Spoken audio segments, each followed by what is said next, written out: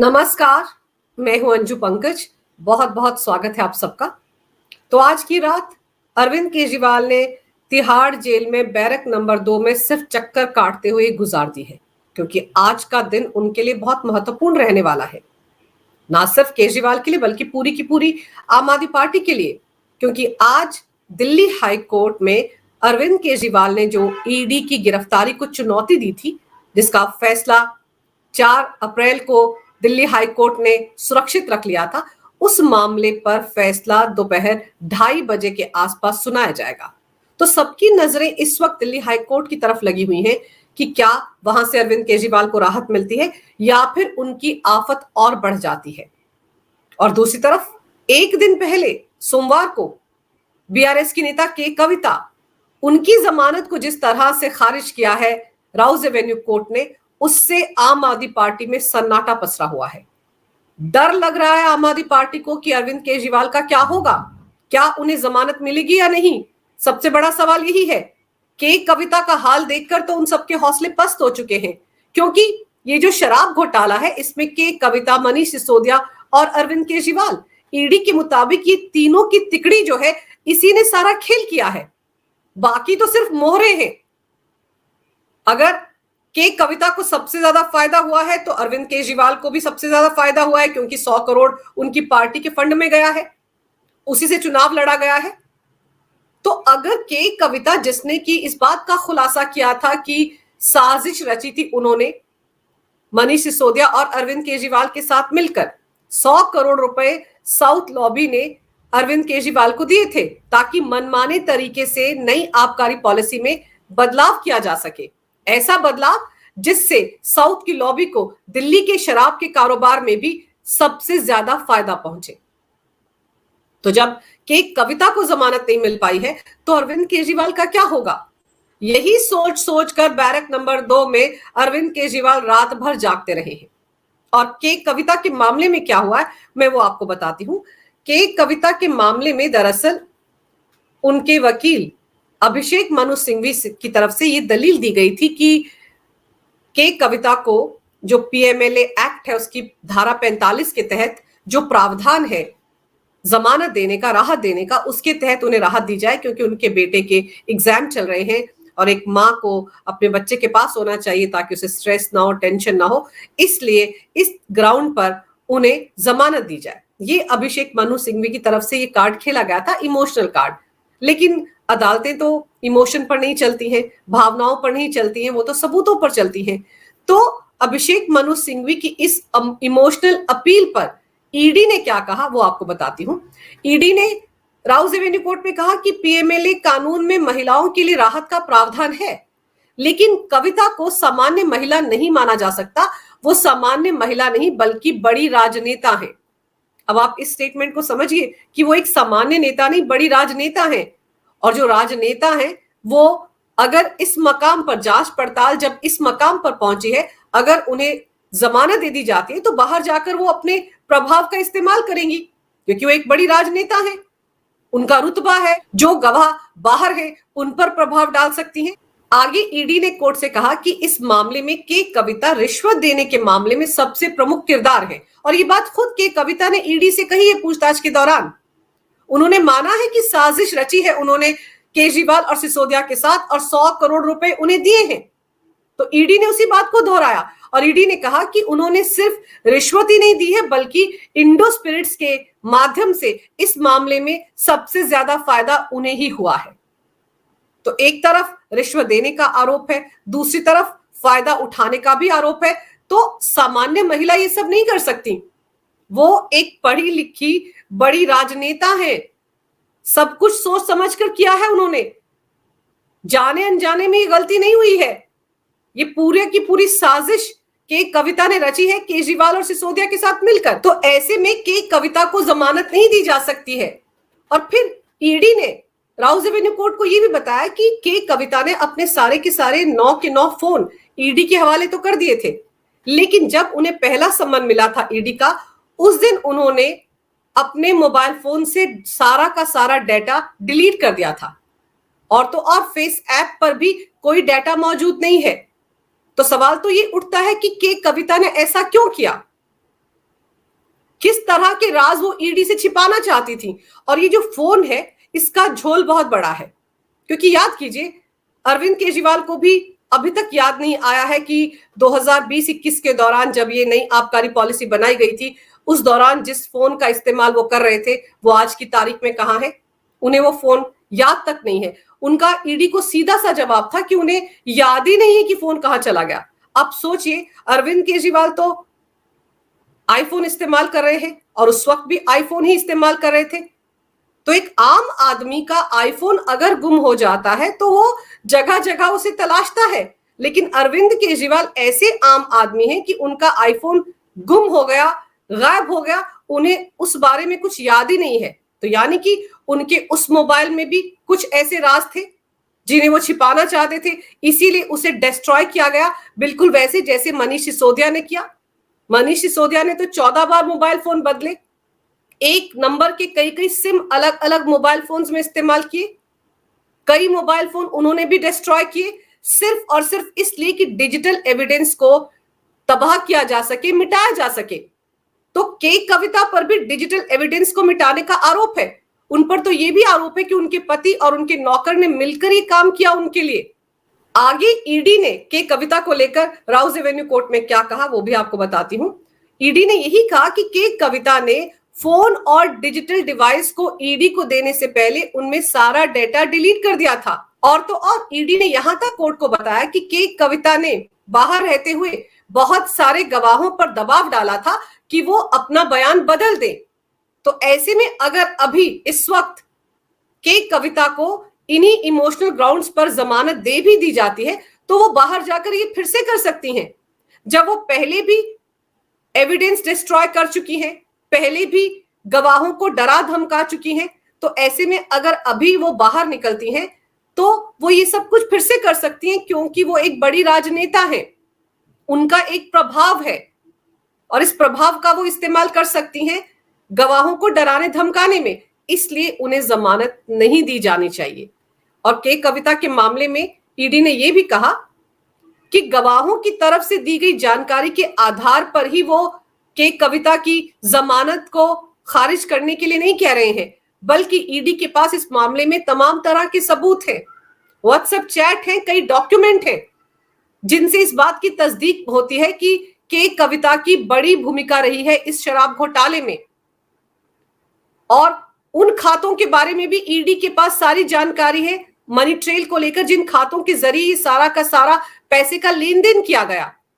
ED ने फिर court के सामने दोहराया कि इस घोटाले से साउथ लॉबी में सबसे ज्यादा फायदा के कविता को ही हुआ है और इसी वजह से राउज एवेन्यू कोर्ट ने के कविता को इमोशनल कार्ड के बावजूद जमानत देने से इनकार कर दिया। और ये बहुत बड़ा झटका ना सिर्फ के कविता के लिए है बल्कि केजरीवाल एंड कंपनी के लिए भी है। इसी फैसले ने तो केजरीवाल की नींद उड़ा रखी है और आम आदमी पार्टी में सन्नाटा पसरा हुआ है।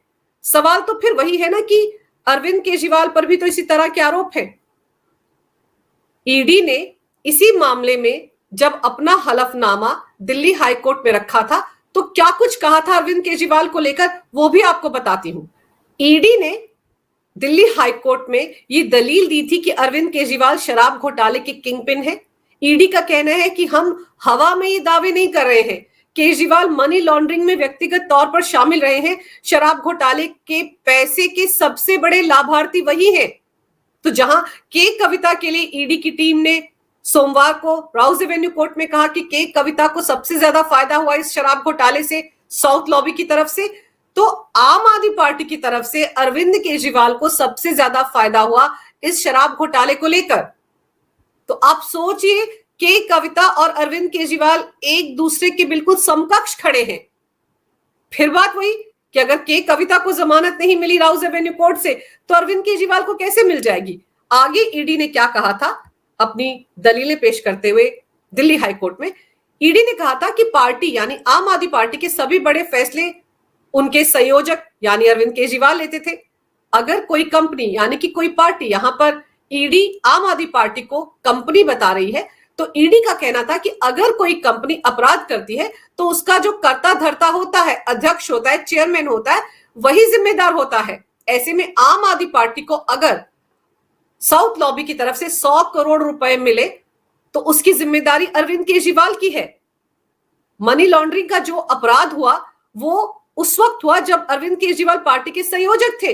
वो उस वक्त भी संयोजक थे, आज भी पार्टी के संयोजक हैं। हर फैसला उनको पूछ कर ही लिया जाता है आम आदमी पार्टी में। ऐसे में अरविंद केजरीवाल अपनी जिम्मेदारी से बच नहीं सकते। इसीलिए आम आदमी पार्टी में पैसे के लेन देन को लेकर जितने भी फैसले हुए हैं उनके लिए अरविंद केजरीवाल ही जिम्मेदार है। ये ईडी ने दिल्ली हाईकोर्ट में कहा था। आगे ईडी की तरफ से कहा गया था कि उनके पास केजरीवाल के व्हाट्सएप चैट भी हैं जिनसे पता चलता है कि कब कहां किसके संपर्क में थे वो। आगे जब अरविंद केजरीवाल की तरफ से दिल्ली हाईकोर्ट में पक्ष रख रहे अभिषेक मनु सिंघवी ने यह कहा था कि पैसा तो मिला ही नहीं है, फिर काहे का मनी ट्रेल। तो ईडी की तरफ से SV Raju, additional solicitor general SV Raju ने कहा था कि इस पूरे पैसे की ट्रेल है।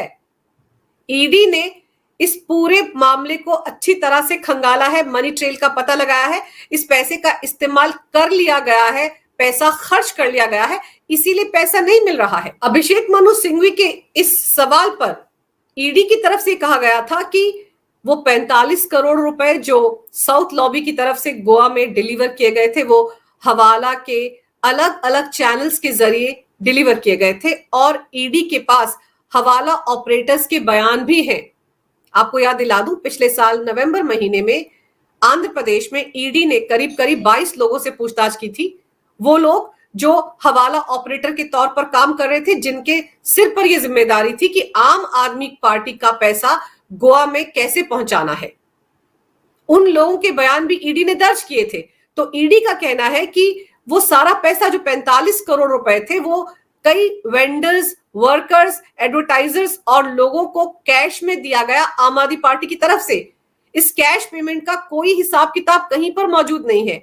ये कैश जो था ये घूस की रकम थी जो साउथ लॉबी से की तरफ से आम आदमी पार्टी को दी गई थी और ये 100 करोड़ में से ही 45 करोड़ रुपए गोवा विधानसभा चुनाव के दौरान दिए गए थे आम आदमी पार्टी को।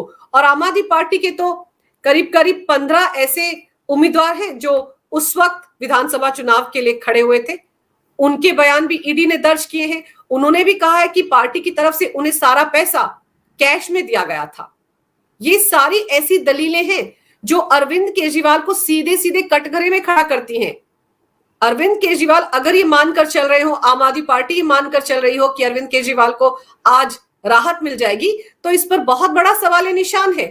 फिर याद कीजिए, आम आदमी पार्टी के विधायक दुर्गेश पाठक जो कि गोवा विधानसभा चुनाव के सह प्रभारी थे, प्रभारी आतिशी सिंह थी और सह प्रभारी दुर्गेश पाठक थे, उन्हें भी पिछले कल ईडी ने पूछताछ के लिए बुलाया था। 3 सम्मन उन्हें जारी किए गए थे और तीसरे सम्मन पर वो सोमवार को ईडी के सामने पेश हुए। करीब करीब 6 घंटे उनसे पूछताछ की गई है। साथ ही साथ अरविंद केजरीवाल के निजी सचिव विभव कुमार, उन्हें भी ईडी ने तलब किया था। सोमवार को दोपहर 2 बजे वो भी पहुंचे हुए थे ईडी के मुख्यालय में, उनसे भी पूछताछ की गई है। विभव कुमार के ठिकानों पर भी छापेमारी हुई थी दिल्ली जल बोर्ड के घोटाले के सिलसिले में। और विभव कुमार इकलौते वो शख्स हैं जो आज भी तिहाड़ जेल जाकर अरविंद केजरीवाल से मुलाकात कर रहे हैं, तो उनसे भी पूछताछ हुई है। धीरे धीरे करके ईडी अपना काम कर रही है और जैसे जैसे मनी ट्रेल को गोवा में खंगाला जा रहा है, आम आदमी पार्टी के कई उम्मीदवार इस वक्त ईडी के लिए सरकारी गवाह बनने को तैयार हैं। तो अरविंद केजरीवाल की आफत बढ़ती जा रही है। अरविंद केजरीवाल इतनी आसानी से छूट जाएंगे ऐसे आसार बहुत कम हैं। और मजेदार यह है कि आम आदमी पार्टी ने तो खुद जिस तरह का पोस्टर लॉन्च किया है चुनाव प्रचार को लेकर, वो खुद कहता है कि अरविंद केजरीवाल तब तक तिहाड़ जेल में रहेंगे जब तक कि दिल्ली में चुनाव नहीं हो जाते। ये देखिए, जेल का जवाब वोट से, और साथ ही अरविंद केजरीवाल की वो पोस्टर बन चुकी तस्वीर कि वो नीले रंग की शर्ट पहने हुए सलाखों के पीछे खड़े हैं। तो जब आम आदमी पार्टी ने अपना इलेक्शन कैंपेन इस पोस्टर के साथ लॉन्च किया है, तो क्या आम आदमी पार्टी मान चुकी है कि अरविंद केजरीवाल अब लोकसभा चुनाव के खत्म होने तक बाहर नहीं आएंगे, यानी कि 4 जून तक तो वो कम से कम तिहाड़ जेल में ही रहने वाले हैं? यह आम आदमी पार्टी ने खुद मान लिया है। तो अगर आम आदमी पार्टी ने ये खुद मान ही लिया है तो फिर शायद उनको उम्मीद बहुत कम है कि आज अरविंद केजरीवाल को राहत मिलेगी। वरना वो इंतजार कर सकते थे। अगर वो चाहते तो ये जो कैंपेन लॉन्च किया उन्होंने सोमवार को, इसे वो लोग बुधवार को लॉन्च कर देते। आज का फैसला देख लेते कि क्या रहता है, अरविंद केजरीवाल बाहर आते हैं या नहीं, तो कल उसको लॉन्च किया जा सकता था। लेकिन जिस जल्दबाजी में आम आदमी पार्टी नजर आ रही है, उसमें साफ लग रहा है कि उन्हें ऐसा लग रहा है कि जल्दी से जल्दी अरविंद केजरीवाल के जेल में रहने का फायदा उठाया जाए। दिल्ली की जनता तो वैसे ही आम आदमी पार्टी से दूर चली गई है। उपवास जो रखा गया था जंतर मंतर पर, उस दौरान दिल्ली के लोग पहुंचे ही नहीं। 3-3 सर्वे दिल्ली में करवाए गए, उनका भी कोई फायदा नहीं हुआ। उनके नतीजे भी आम आदमी पार्टी की उम्मीदों के मुताबिक नहीं आए। इसीलिए अब इस तरह का कैंपेन चलाया जा रहा है और कहा यह जा रहा है कि घर घर जाएंगे आम आदमी पार्टी के कार्यकर्ता लोगों को बताने के लिए, अरे दिल्ली की जनता आपकी अपनी है। अरविंद केजरीवाल कहते हैं 2 करोड़ जनता उनका परिवार है, तो जो उनका अपना परिवार है उसको समझाने की क्या जरूरत है। इतने दिन से आम आदमी पार्टी के नेता फॉल्स नैरेटिव के जरिए दिल्ली की जनता को यही तो बताने में लगे हुए हैं कि अरविंद केजरीवाल ने तो कुछ किया ही नहीं है शराब घोटाले में। तो अब उन्हें फिर से दिल्ली की जनता के घर जाने की जरूरत क्या है? क्यों जाना चाहते हैं वो इस पोस्टर के साथ दिल्ली की जनता के बीच? सबसे बड़ा सवाल तो यही है। वो इसीलिए जाना चाहते हैं क्योंकि उन्हें पता है कि उनका जनाधार दिल्ली में खिसक चुका है। दिल्ली की जनता भ्रष्टाचार के मुद्दे पर अरविंद केजरीवाल के साथ नहीं है।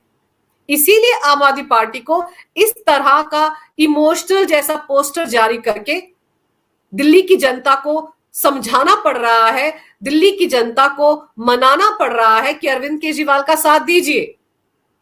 वरना आप खुद सोचिए, अरविंद केजरीवाल के साथ साथ सिसोदिया का ऐसा पोस्टर क्यों नहीं लॉन्च किया गया? दिल्ली की जनता आम आदमी पार्टी का साथ छोड़ चुकी है। इसका ट्रेलर कई कई बार देखने को मिला है। अरविंद केजरीवाल को भी तो लगता था कि जब उन्हें तिहाड़ जेल ले जाया जाएगा उस वक्त पता नहीं सड़कों पर किस तरह का तांडव होगा।